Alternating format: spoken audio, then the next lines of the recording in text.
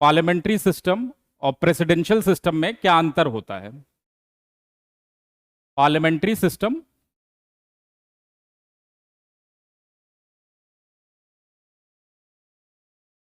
Versus presidential system.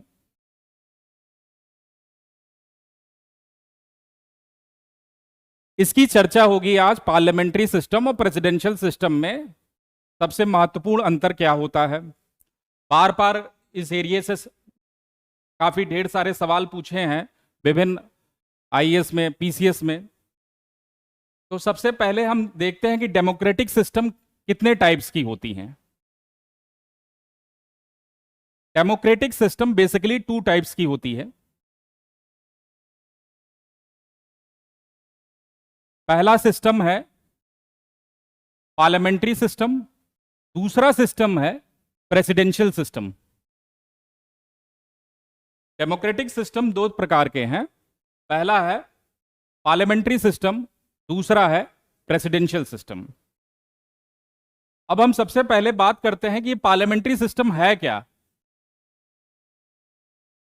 Parliamentary system है क्या? सबसे पहले इसकी चर्चा होगी, इसके बाद हम चर्चा करेंगे प्रेसिडेंशियल सिस्टम के बारे में, इसके बाद हम चर्चा करेंगे प्रेसिडेंशियल सिस्टम के बारे में।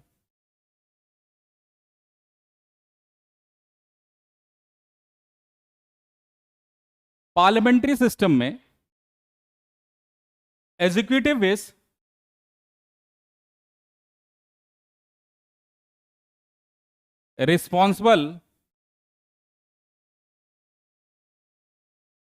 responsible to legislature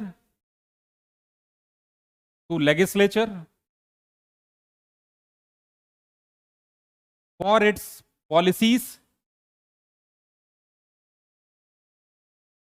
and acts.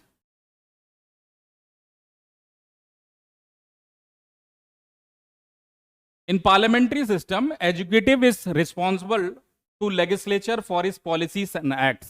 इसका मतलब क्या होता है? इसका मतलब यह है कि जो एग्जीक्यूटिव है वो अपने किसी भी कोई भी पॉलिसी लाती है, प्रोग्राम लाती है, तो they are answerable to the parliament. Parliament में जो हमारे एग्जीक्यूटिव हैं उसको जो भी पॉलिसीज एंड प्रोग्राम्स लाए हैं उसको वहां पे उनको उत्तर देना पड़ेगा, चाहे अपोजिशन पार्टीज हैं, विभिन्न प्रकार के क्वेश्चन आवर्स होते हैं, तो उसमें एग्जीक्यूटिव को directly responsible to legislature for policies and acts का मतलब कि executive have to answer in the parliament. Executive have to answer in the parliament. Answer in the parliament.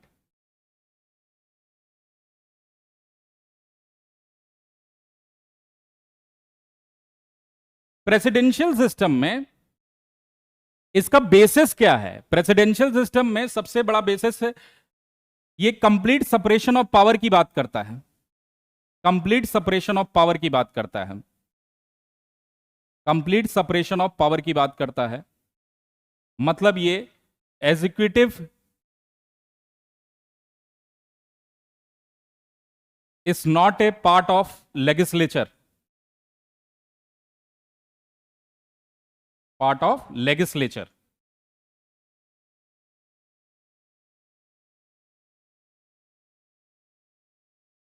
तो सबसे पहले प्रेसिडेंशियल सिस्टम में कंप्लीट सेपरेशन ऑफ पावर की बात होती है।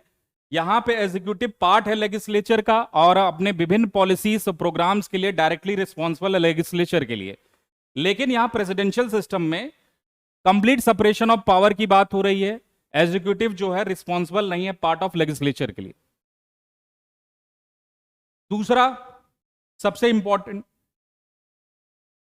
इंपॉर्टेंट पार्ट जो पार्लियामेंट्री सिस्टम का है, यहां prime minister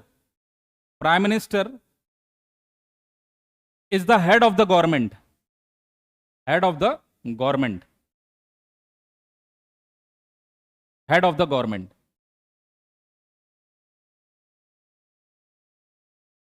In presidential system, here the president is the head of the government, president is the head of the government, head of the government, government. यहां तक सभी लोगों को क्लियर हो गया? Parliamentary system, executive is responsible to the legislature for is policies and programmes. दूसरी बात मैंने की थी कि यहां पे प्राइम मिनिस्टर जो है पार्लियामेंट्री सिस्टम में सबसे इंपॉर्टेंट व्यक्ति है, हेड ऑफ द गवर्नमेंट होता है। और प्रेसिडेंशियल सिस्टम में जस्ट उल्टा है, must complete separation of power की बात हो रही है, president is the head of the government. एक क्वेश्चन और पूछता है कि किस पार्लियामेंट्री सिस्टम में डिजोर हेड और डिफैक्टो हेड का मतलब क्या होता है? बार बोर्ड को साफ करते हैं, फिर नया पेज ले लेते हैं। डिजोर हेड और de facto head in parliamentary system में क्या होता है? De facto head, de facto head, de facto means prime minister is the real authority, is the real authority in the parliamentary system, real authority in the parliamentary system, parliamentary system. Whereas de jure head, the president is the nominal head, nominal head, nominal है, nominal head।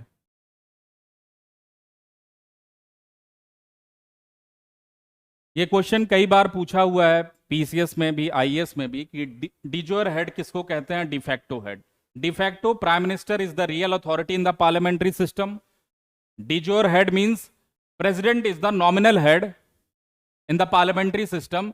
That means कि this position in the parliamentary system of the president is ceremonial, is ceremonial।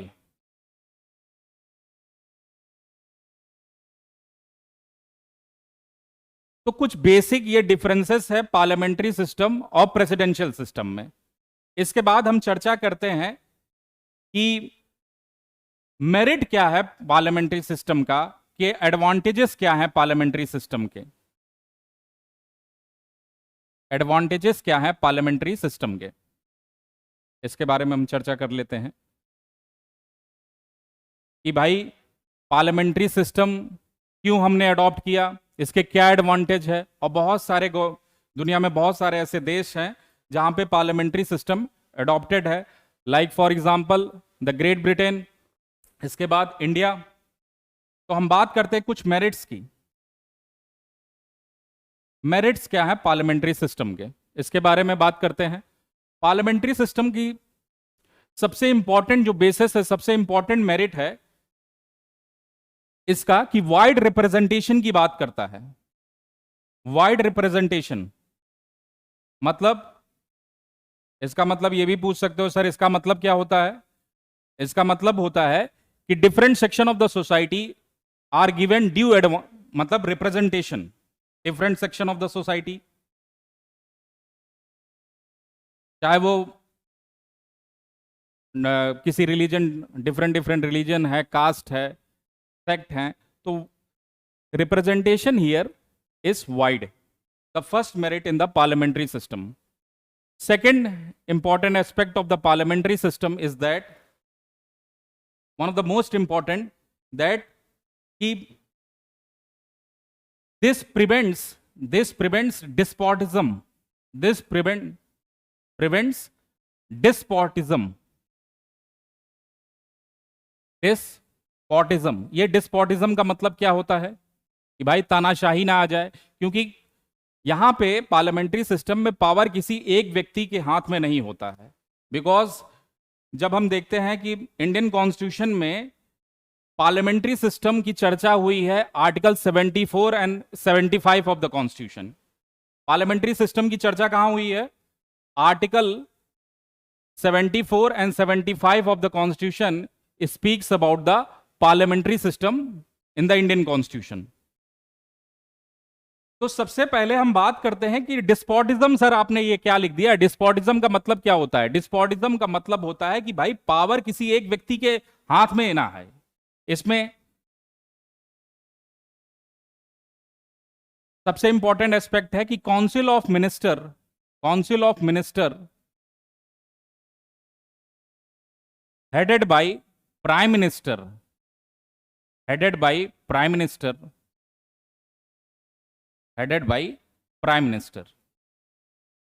so this one of the second advantage or merit of the parliamentary system is that कि this prevents despotism, तानाशाही ना हो.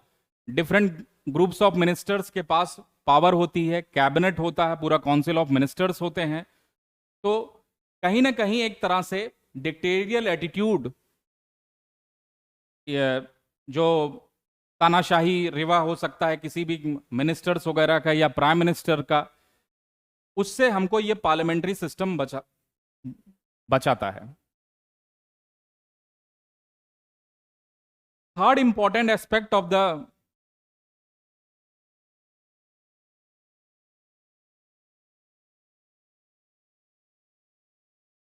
third important aspect of parliamentary system or the merit of the parliamentary system,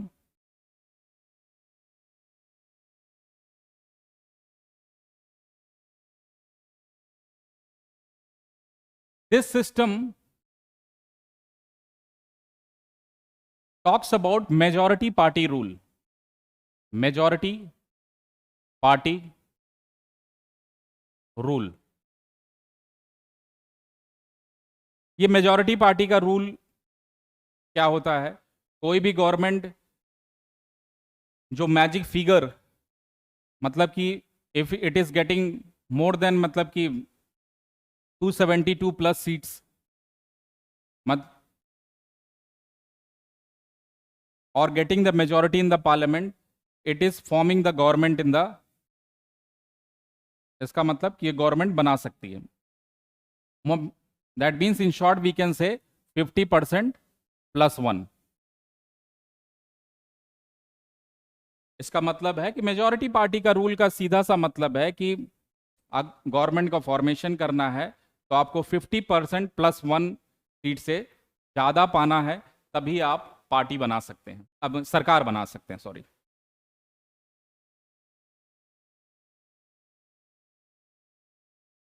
fourth important aspects of the Indian parliamentary system का advantage क्या है?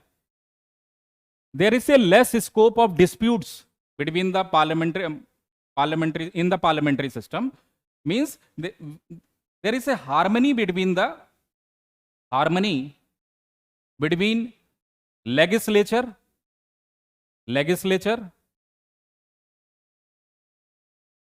And executive, because here legislature is a law making body, in short we can say law making body.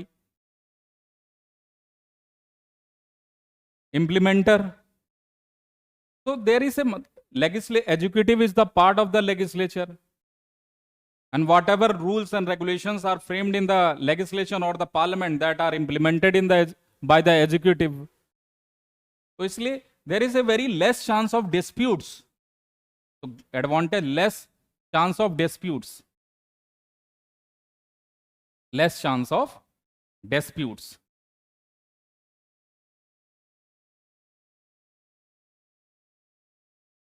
तो ये कुछ important merits हैं parliamentary system Indian constitution में, इसलिए हमने अडॉप्ट किया.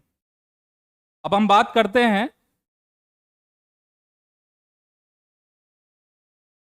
प्रेसिडेंशियल सिस्टम की क्या मेरिट है. प्रेसिडेंशियल सिस्टम की क्या मेरिट है? प्रेसिडेंशियल सिस्टम की क्या मेरिट है? सबसे इंपॉर्टेंट मेरिट प्रेसिडेंशियल सिस्टम की कि यहां पे एक स्टेबल गवर्नमेंट का फॉर्मेशन है, because we know that in presidential system में कि जो प्रेसिडेंट होता है, president is not a part of legislature. President वहां पे, यूएस की बात हम करते हैं तो यूएस में जो पार्लियामेंट होता है उसको हम कांग्रेस बोलते हैं, और वहां पे प्रेसिडेंट कांग्रेस का पार्ट नहीं होता है, कांग्रेस का पार्ट नहीं होता है, नहीं होता है। और president is the head of the government. Therefore यहां पे जो प्रेसिडेंट होता है, हेड ऑफ द गवर्नमेंट होता है, और he cannot be removed by the Congress. There is a provision in the American Constitution that president cannot be removed. President cannot be removed except अगर वो कुछ ग्रेव कॉन्स्टिट्यूशनल मिस्टेक्स किया है, except grave constitutional,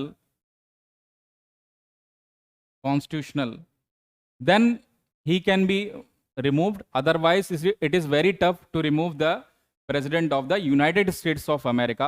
Therefore जो भी वो policies and programs, presidential system, especially speaking in terms of America, तो president जो भी schemes and policies वो stable होता है और long term में nation को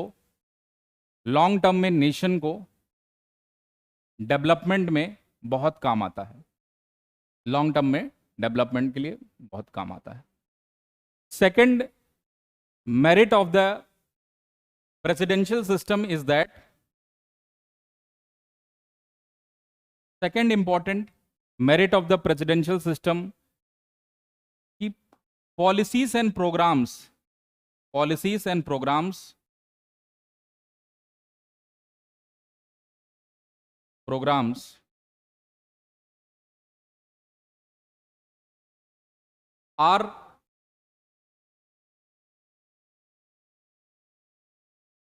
are not hit by narrow मतलब संकीर्ण विचारधारा या संकीर्ण, इससे जो यूएस की प्रेसिडेंट की जो पॉलिसीज एंड प्रोग्राम्स होती हैं वो कोई नैरो मतलब कि संकीर्ण विचारधारा किसी उससे हिट नहीं होता है, उससे प्रभावित नहीं होता है।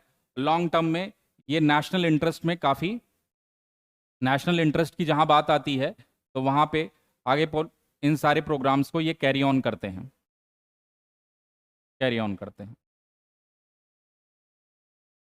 तो हमने आज दो इंपॉर्टेंट एस्पेक्ट पे चर्चा की।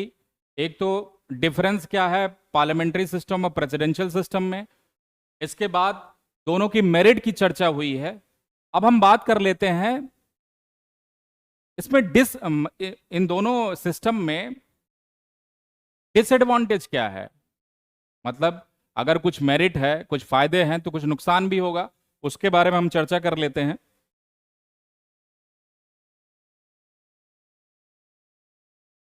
Demerit of the parliamentary system, demerit of parliamentary system,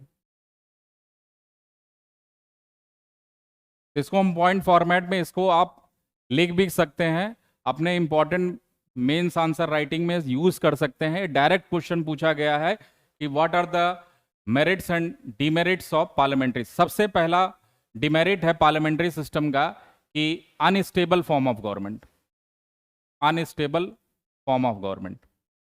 sir इसका क्या मतलब है, अनस्टेबल फॉर्म ऑफ गवर्नमेंट का क्या मतलब होता है? अनस्टेबल फॉर्म ऑफ गवर्नमेंट का मतलब ये होता है कि if party loses majority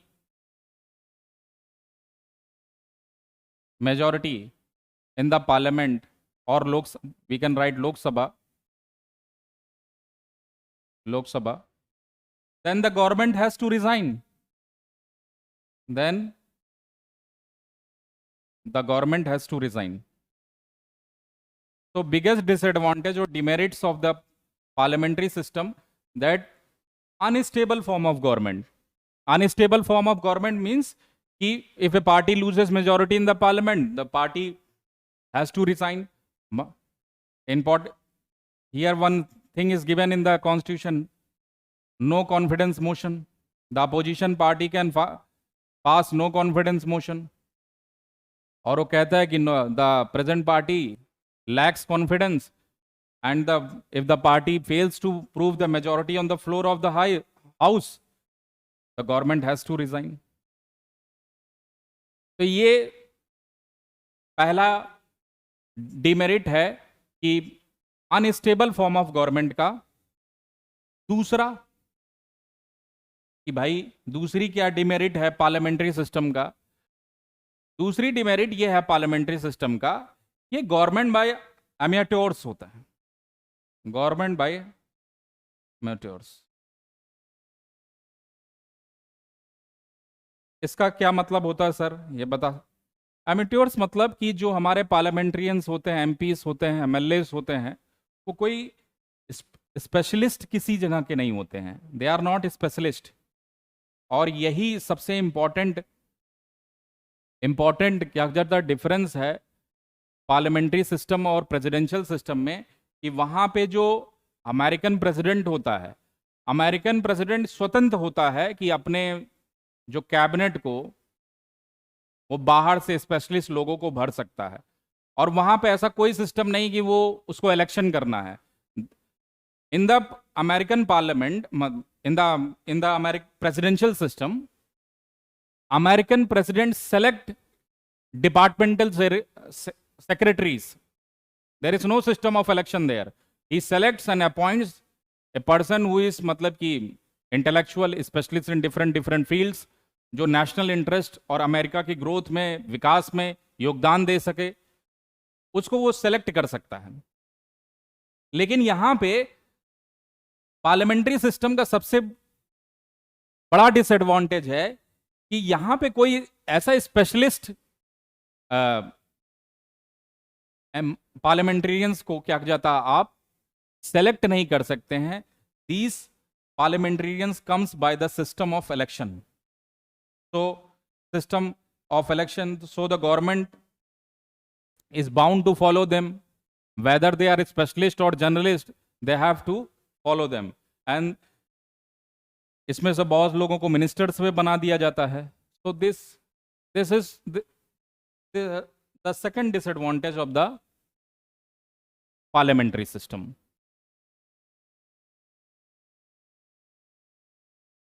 Third disadvantage of the parliamentary system is that this system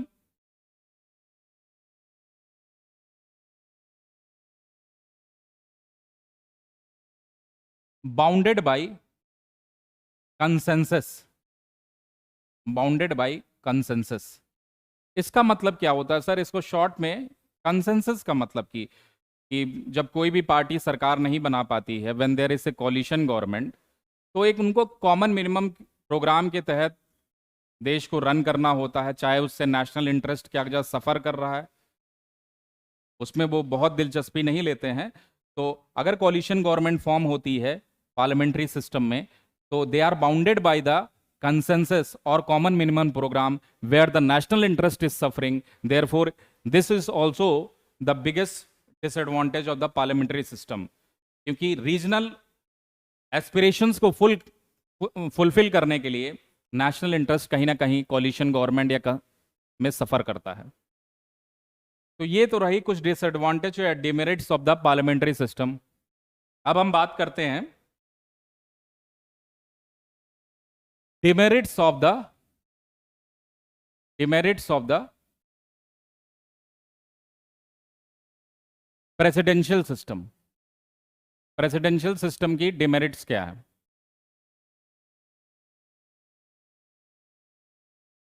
presidential system की डिमेरिट्स क्या है?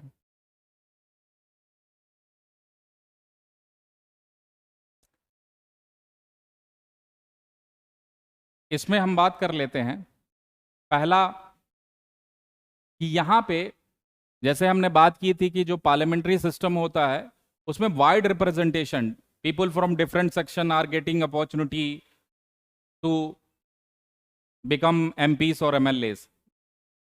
But in the presidential system, the case is not like that. There is a very narrow representation. Narrow representation. Sir इसमें narrow representation का मतलब तो बताओ, इसका मतलब क्या होता है narrow representation?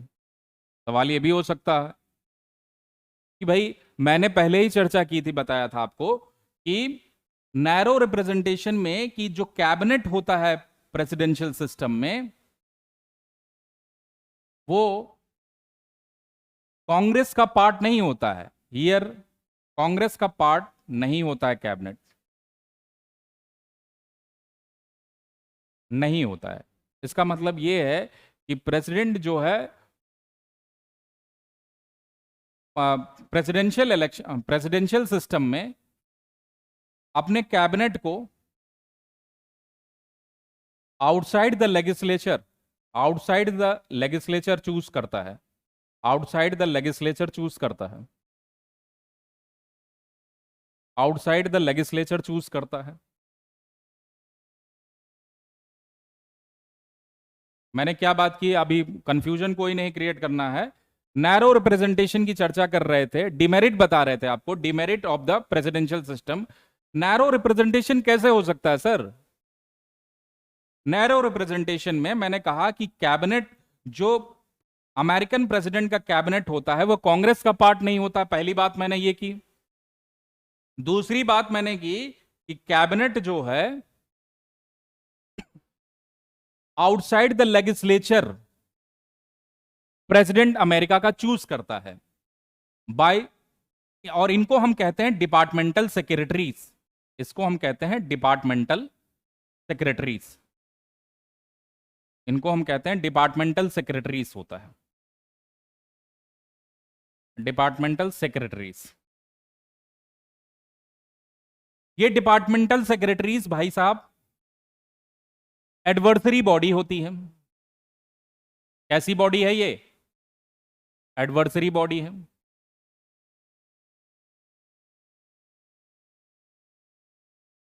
And they are specialist,